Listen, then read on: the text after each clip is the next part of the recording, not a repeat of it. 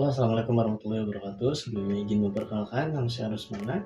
Pada kesempatan ini saya akan mempresentasikan eh, dari kepemimpinan dan etika. Sebelumnya perkenalkan, nama saya Rusmana dengan NIM 03.222.3298 dari Prodi Manajemen Komunikasi.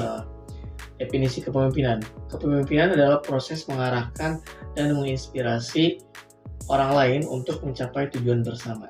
Definisi etika. Etika adalah prinsip moral yang mengatur perilaku manusia dalam bermasyarakat. Etika dalam kepemimpinan adalah moral yang mengatur sebuah pemimpin di masyarakat. Etika dalam kepemimpinan itu mencakup 3 hal. Salah satunya ada membangun kepercayaan. Seorang pemimpin yang beretika itu harus bisa membangun kepercayaan terhadap suatu pesan tersebut. Yang kedua, meningkatkan produktivitas. Meningkatkan produktivitas untuk sebuah perusahaannya dengan cara memberikan motivasi kepada bawahan, dengan cara selalu memberikan integritasnya yang tinggi sebagai contoh kepada bawahan. Dan yang ketiga ada menghindari konflik. Menghindari konflik ini salah satunya yaitu beliau tidak pernah terjerumus pada kasus korupsi atau adanya kasus suap di dalam organisasi tersebut. Jadi seorang pemimpin yang beretika yaitu pemimpin yang menghindari konflik. Entah apa itu yang terjadi konfliknya. Jadi pemimpin yang beretika yaitu adalah pemimpin yang menghindari konflik, dan yang paling penting yaitu adanya 3 unsur itu, yaitu selalu membangun kepercayaan, dan yang kedua membangun produktivitas, dan yang ketiga menghindari konflik. Ada faktor-faktor penting etika kepemimpinan, di antaranya 1, karakter pemimpin. Setiap pemimpin selalu pasti memiliki karakternya tersendiri. Tidak terlepas dari kuasanya dia, dari cara kepemimpinannya, dari strategi dia dalam memimpin. Di antaranya yang dapat saya simpulkan yaitu ada 2. Ada kuasa moral, ini berkaitan dengan etika, dan yang kedua ada tindakan bermoral.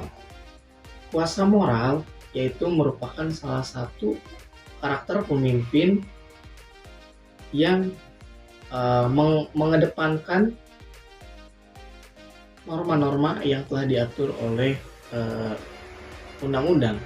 Jadi pemimpin yang seperti itu tidak selalu mengambil keputusan dengan apa yang dia ucapkan, dengan apa yang dia mau, tapi pemimpin yang seperti itu selalu mengedepankan norma-norma yang ada. Jadi pemimpin yang seperti itu memiliki karakter dalam mengambil keputusan tidak langsung pada keinginannya, tetapi mengacu pada norma-norma yang tersedia tersebut. Yang kedua, tindakan bermoral, yaitu adalah karakter pemimpin yang memberikan tindakan bermoral. Tindakan bermoral ini mengacu pada setiap apa yang dia lakukan, apa yang dia kerjakan, itu bertindak sesuai dengan moral.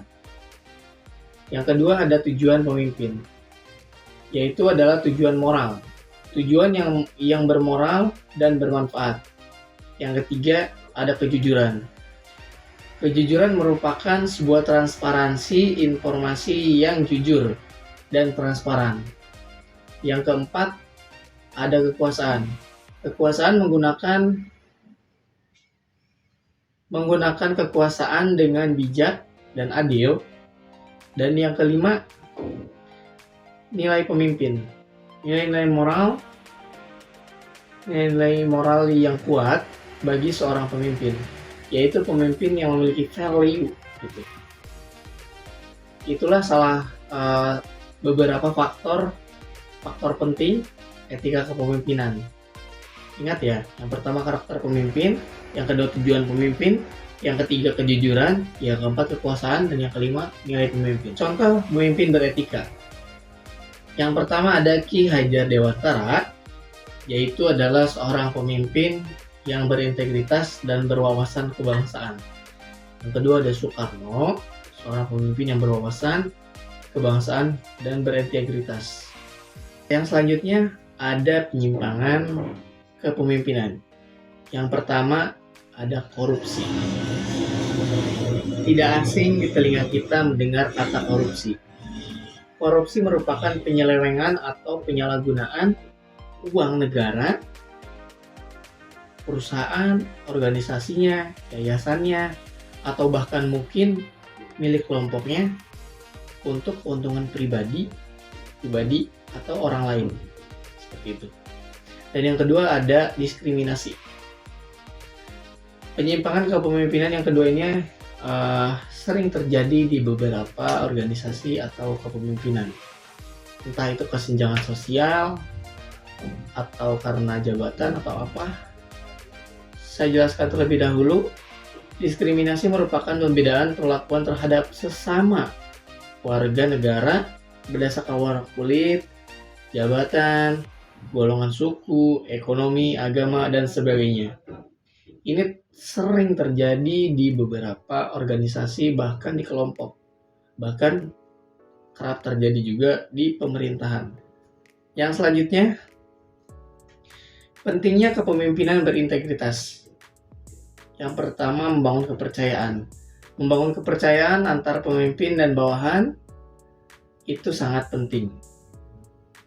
Dengan cara saling bekerja sama, saling membantu satu sama lain antara rekan kerja, antara atasan dan bawahan, itu akan memberikan integritas yang tinggi kepada sebuah organisasi tersebut.